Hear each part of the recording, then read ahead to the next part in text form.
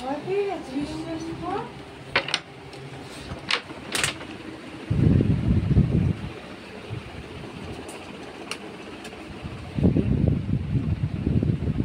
আমরা সবাই জানতাম তুমি যে আসবে, আমরা সবাই জানতাম। বিকাশ আমাদের বলেছিল কে যার থেকে টিকিট কেটেছে সে জানেই না তার টিকিটে আমি আসিনি।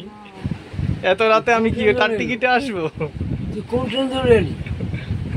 বিকাশের টিকিট আমাকে ক্যান্সেল করতে হবে। আমরা জানতাম তুমি 1-2 তারিখেই আসবা। বাবা ঠিকই বলেছে। আমরা প্রস্তুতি ছিলাম।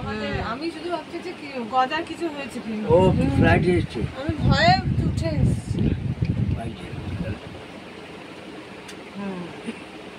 ও মহালয়ার ইয়েতে এসছে।